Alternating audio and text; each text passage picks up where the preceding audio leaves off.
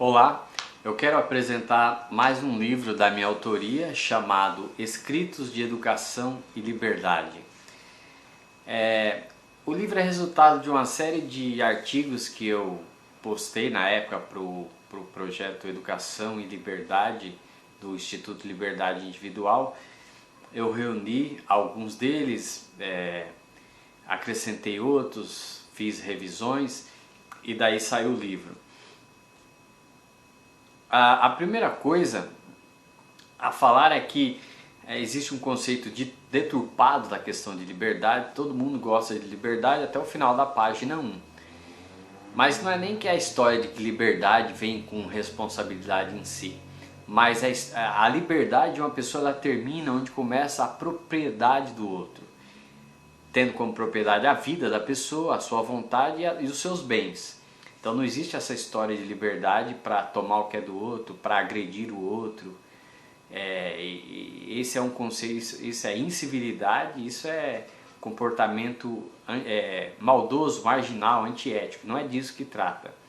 Mas a ideia do livro é ter um olhar para a educação por um viés exatamente calcado nos princípios que orientaram desde a fundação dos Estados Unidos, da independência dos Estados Unidos, todos os valores de vida, liberdade e busca de felicidade.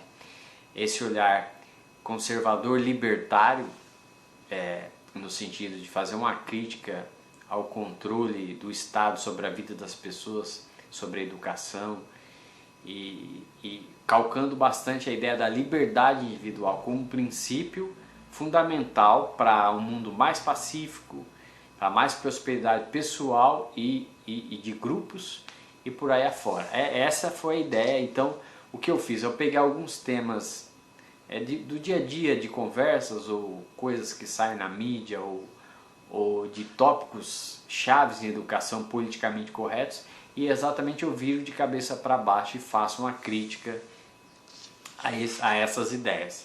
Essa é a proposta do livro Escritos de Educação e Liberdade. Por exemplo, o primeiro, é uma série de artigos, eu vou comentar aqui nessa minha fala, vou compartilhar alguns. Uma vez eu digitei no Google liberdade individual no Google para ver se tinha busca, né? Se havia pessoas interessadas nesse tópico e tal. E a pergunta que ficou, acho que na primeira ou na segunda ou terceira naquelas chaves de busca a pergunta era: existiu liberdade individual na Grécia Antiga? Aquilo me deixou admirado, porque imagine que se hoje, depois de 2000 anos da civilização grega, nós vivemos em um mundo, a liberdade de expressão ela está comprometida. Veja as redes sociais, como elas têm se comportado, derrubando páginas, bloqueando perfis. Se ainda hoje, isso liberdade de expressão, se ainda hoje nós recentemente tivemos derrubado pelo Senado o direito às pessoas se defenderem. Estou falando daqueles princípios de vida, um dos princípios é a vida, quer dizer, a pessoa poder se defender. Se ainda hoje o Estado interfere nos negócios das pessoas e se você quiser fazer um contrato com uma pessoa, um tipo de trabalho, mas se não está respaldado em leis maiores, você vai ser punido. Ou seja, se hoje nós não temos liberdade em um nível saudável e aceitável, o que dirá 2000 anos atrás? Eu fiquei admirado porque alguém imaginar que a Grécia era um país, uma civilização livre. É um grande mito apenas por conta da questão das discussões ali filosóficas, não é? Inclusive, mais tarde, por exemplo, eu tinha essa visão que eu acho ingênua de achar que a filosofia, porque, por exemplo, ela é especulativa, ela vai levar a pessoa à liberdade. E aí eu pergunto para você, do número de filósofos que existem, em qual deles tem princípios calcados em valores como liberdade, propriedade? Porque para defender liberdade tem que defender propriedade privada, tem que defender capitalismo, tem que fazer crítica ao Estado. E aí você vê na história da filosofia qual o volume de filósofos que, obviamente que o capitalismo ele é moderno, antes dele não teria como falar inclusive porque o capitalismo comercial ali, o Renascimento, ali começa um certo pulso de liberdade. Mais tarde, a Revolução Industrial, a urbanização, na cidade as pessoas elas são mais indivíduos do que no campo, que é mais grupo. É óbvio que eu entendo todo esse contexto aí para não ficar fazendo críticas anacrônicas, mas imaginar, portanto, ali liberdade individual na Grécia Antiga. Vamos lembrar que a Grécia ainda tinha escravidão, que obviamente a escravidão ela é histórica, ela sustentou vários impérios, não uma coisa, mas só para a gente ter essa noção. Não entendi essa ingenuidade nessa pergunta. Outra coisa, outro ponto que eu chamo a atenção ali, um outro artigo desse livro, é sobre a confusão e falácia que muitas pessoas têm, preconceito em relação a trabalhador e empreendedor, a superiorizar um em relação ao outro. Eu sempre digo o seguinte: cada um precisa estar feliz no que está fazendo, no que está. Não tem essa história, não tem mérito ou demérito. Você precisa estar feliz naquilo que você faz. Até o Robert Kiyosaki, no livro O Quadrante do Fluxo do Dinheiro, ele fala muito sobre os perfis. Ele trabalha em 4 quadrantes, né? O trabalhador, o autônomo, o empreendedor, o empresário e o investidor. Qual é a disposição mental de cada um? Então, eu até entendo, se você se encaixa, tem vontade de mudar de quadrante, é importante você saber a disposição mental necessária para trabalhar, desenvolver isso em você, para que você possa conseguir e voltar a ficar bem com você. É legal, isso tranquilo, mas essa disputa de superiorizar um em relação ao outro ou de demolir, para mim é besteira. A questão é cada um. O que eu acho é que cada um precisa perceber que precisa cuidar da sua vida financeira, construir um futuro para que ele tenha também saúde financeira, porque ao longo da vida as motivações mudam, as pessoas, e a hora que ela quiser mudar de quadrante, se ela tiver amparada por uma renda passiva mensal, para que ela não dependa do trabalho, vai ser mais fácil para ela poder se desligar de uma coisa e se ligar a outra. Agora, essa disputa de superioridade, até porque uma pessoa que monte um negócio, ele vai precisar de quem na sua organização? Outro igual ele? Então, um empresário ele vai trazer mais empresários para trabalhar na produção, no escritório, no digital. Ele vai precisar de trabalhadores. Então a questão é que quem venha porque quer estar nessa função. E em algum momento que quiser mudar, desenvolva-se para isso. Cada um está naquilo que quer estar.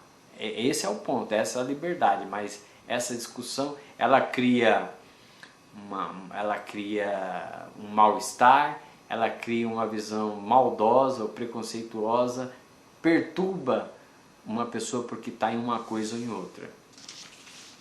Um outro artigo que eu escrevo nesse livro, um capítulo do livro, eu respondo por que é que eu acho que o cativeiro do ser humano é a escola. Beber um pouquinho de água. Por que que eu disse que o cativeiro do ser humano é a escola? Eu disse isso no meu livro Pare de Acreditar na Educação. Eu disse, é a epígrafe do livro. Eu disse isso por quê? Porque eu me lembro que eu estava vendo um biólogo tentando devolver uma onça que estava em cativeiro, porque ela foi achada doente, foi cuidada, e ele estava tendo dificuldades de despertar novamente nela os instintos para que ela sobrevivesse fora. Então ele estava fazendo vários exercícios para identificar a presa, para que ela pudesse atacar, recuperar o faro, uma série de coisas, rastro. Ele falava da dificuldade de fazer isso para que ela pudesse voltar a viver na selva, porque ela tinha perdido os instintos. E aí, na minha epígrafe eu digo, os animais em cativeiros, eles perdem o instinto, ficam dóceis e estão ali arrancando o sorriso das pessoas que vão visitá-los. Mas eles teriam muita dificuldade se saíssem dali para poder sobreviver sozinhos na selva. Por isso eles ficam ali, dependente do cuidado de alguém, e a maioria pelo resto da vida. E aí eu terminava a epígrafe dizendo: o cativeiro do ser humano é a escola. E por que é que eu disse isso? Porque a escola forma os estudantes com mensagens, com ideias que destroem os instintos. Então, por exemplo, como é que é para a escola a palavra competição? A escola quer simplesmente fechar os olhos para a competição que existe na realidade. Ela só quer falar em cooperação. Existe a cooperação no mundo real também, mas o mundo real também é feito de competição, e a escola ela quer simplesmente omitir isso. Então o instinto competitivo, e ela vai falar contra isso. A escola critica o capitalismo, critica então destrói esse mecanismo. A pessoa, quando ele sair para a realidade, esse mecanismo já está destruído. Por exemplo, ela destrói na pessoa o espírito empreendedor, o espírito do crescimento pessoal, porque o aluno é envenenado a demonizar o capitalismo, demonizar os ricos. Observe livros de geografia, colocam a foto de um arranha-céu do lado de uma favela para mostrar alguém tirou de alguém. Observe qual é o tratamento que a escola, ela odeia épocas comemorativas, porque diz que tudo é consumismo, é comércio. Observe qual é a visão da escola sobre a autoproteção, a ideia de que a pessoa precisa se defender. E o reflexo está agora no referendo, que ele foi, por que o Senado teve força de vetar? Exatamente porque isso já começa na escola. Então o aluno, ele está lá quietinho, o outro vem e dá um tapa nele. O que é feito? O que bateu, ele simplesmente... não, ele bateu porque sempre vão contar uma historinha. Porque a mãe não sei o que, o pai não sei o que, porque ele está passando por não sei o que, e o que apanhou, ele é obrigado a aguentar aquele e fica por isso. Então a mensagem ética que a molecada aprende olha, você que apanhou, você está obrigado moralmente a aguentar isso. Porque aquele que te bateu, ele é vítima de alguma coisa, então trate de respeitar essa ordem que nós estamos estabelecendo.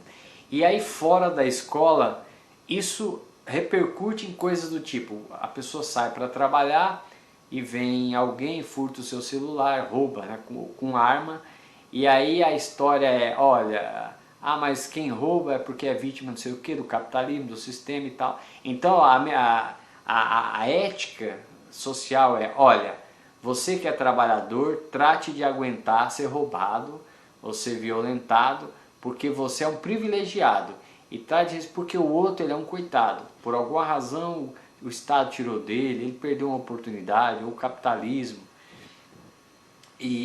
Então você vai ouvir esse tipo de história, e essa é a ética que começa a ser construída dentro da escola. Então a pessoa, ele quer reagir a uma agressão, e todos os animais reagem, o ser humano é animal, e a reação é mecanismo de proteção, absolutamente. E o que acontece? Não porque não pode e tal. Então a ética construída é de destruir os instintos pessoais.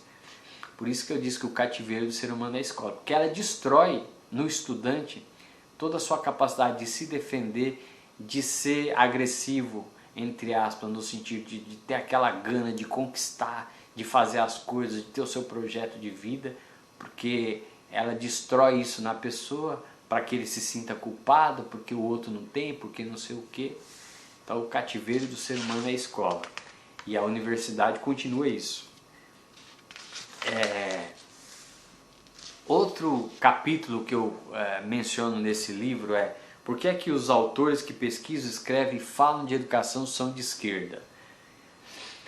Esses autores, eles são professores universitários que ganham uma renda generosa perto do trabalhador comum. Eles têm filhos nas melhores escolas particulares do país, e o que eles falam é para os filhos dos outros. Certamente não é para os deles, que trabalham com as melhores metodologias escolares, obviamente para formar, para passar em vestibular, é uma outra história, mas em escolas tradicionais. E o mundo de fantasia que eles vendem é para os filhos dos outros. Então Agora, por que eles são de esquerda? Ou seja, todos eles falam a mesma coisa, criticam o capitalismo, querem essa paz mundial, essa solidariedade, essa comunhão, toda essa conversa que é falaciosa, ela é colorida, é mentirosa, ela é maldosa, ela é fora da realidade, ela simplesmente cria uma geração de adultos, crianças, tudo isso que eles falam.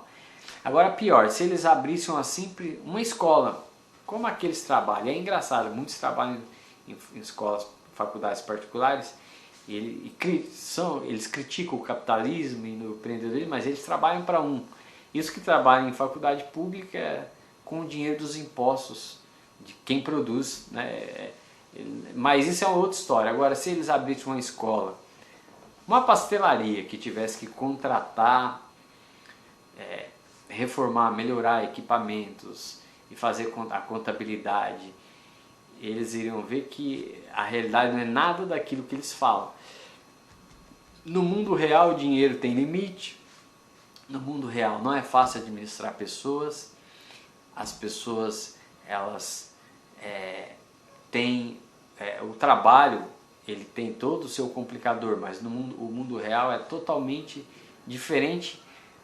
Elas perceberiam isso, que não é nada daquele conto de fadas em que elas vivem ali sentadas dentro da sua sala, pesquisando, escrevendo para os outros.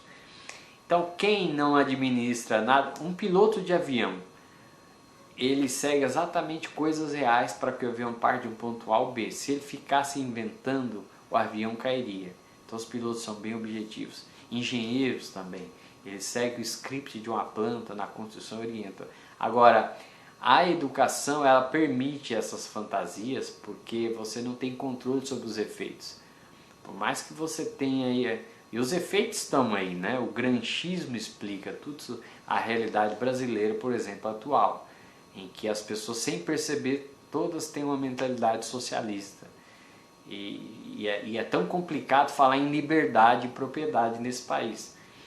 Mas todos são de esquerda exatamente porque nunca administraram nada. Você veja que, do ponto de vista individual, a maioria de professores está no consignado, no cheque especial, no rotativo do cartão, exatamente porque nós pagamos por aquilo que ensinamos. Então, a fantasia que a gente quer em termos de realidade repercute na nossa vida pessoal também. Então, quem vende fantasia também tem o efeito de não manejar bem as suas finanças pessoais. Os professores estão dentro da categoria das pessoas endividadas exatamente por isso. E claro, nunca vamos reconhecer a responsabilidade individual. Sempre é porque eu não tenho aumento salarial, é porque por causa do imperialismo, é por causa do capitalismo. Sempre a história vai ser essa, nunca a gente vai enxergar a nossa responsabilidade.